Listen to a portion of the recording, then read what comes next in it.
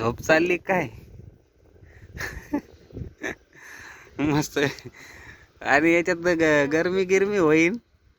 झाली बी का झोप आल्यावर काय येते बरं बरं. जेवण गिवण का करायचंय तुम्हाला? करायचं तुमच्यासोबत. नाही, तुम्हाला भुका लागल्या असेल तर करून घ्या. मला आज जरा हे बरं नाही, थोडं पोट जाम झालेलं आहे. मी नाही जेवणार आत्ताच. तुम्ही खाऊन घ्या मग. भूषण चल, होय जेवण करून घे आणि मग तू 2-3 घंटे आराम कर. हां, हा.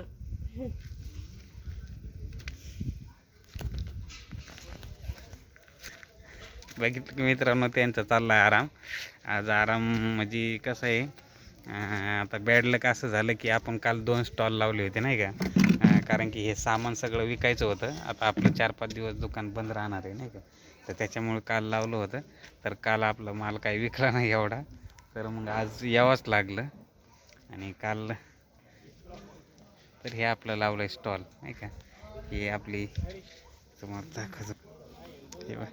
हे अशी छत्री हे नाही का.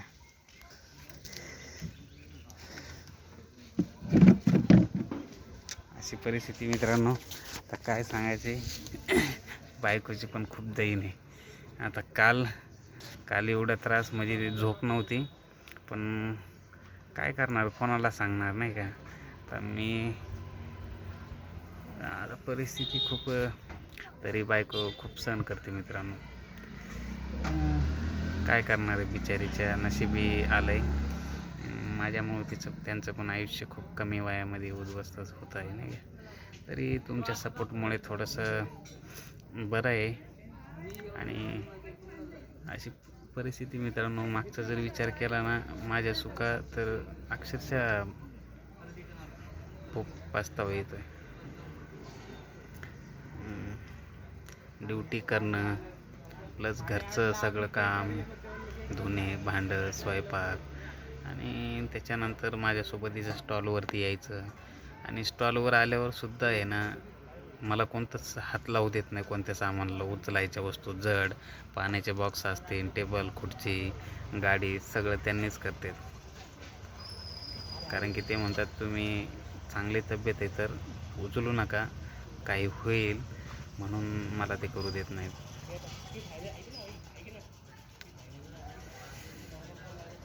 काय करणार मित्रांनो. आता झोपलेत बघा त्या गाडीमध्ये. तिला ते पडदा वगैरे आहे. आता कशी झोप येईल त्याच्यात हो पण, कारण की एवढं तप्त आहे वरून, त्याच्यावरती ते कापड आहे ना पन्नी, ते एवढं गरम होतं आहे. मी बसून बघितलं त्याच्यामध्ये, खूप गरम होतं आहे. पण पर्याय नाही नाही का. त्याच्यामुळं तो तरी थोडासा आडूस आहे म्हणून झोपलेत त्याच्यामध्ये. अशी परिस्थिती मित्रांनो, काय करणार आहे.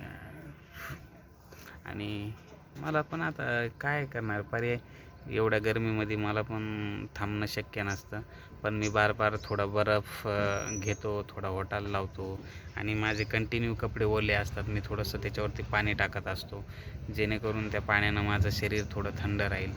मला पाणी पिता येत नाही जास्त. तर तशी परिस्थिती आहे. आणि आज एवढं आपला सामान विकू केलेलं, आज सगळं कमी जास्त करून देऊन टाकू. कारण की ते खराब तेवढंच आपलं नुकसान होईल.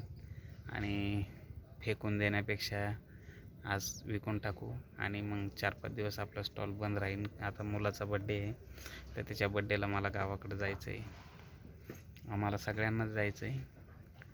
तर करू आता जेवण थोड्या वेळानं. माझं आज काय तब्येत ठीक नाही, त्याच्यामुळं मला जेवण ढकणार नाही. तरी त्यांना बोललो मी, जेवण करून घ्या.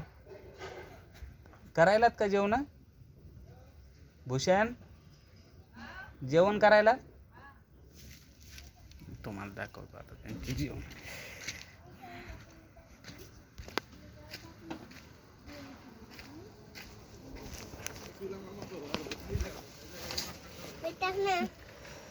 जेवायला भूषण असं सर की इकडे इकडं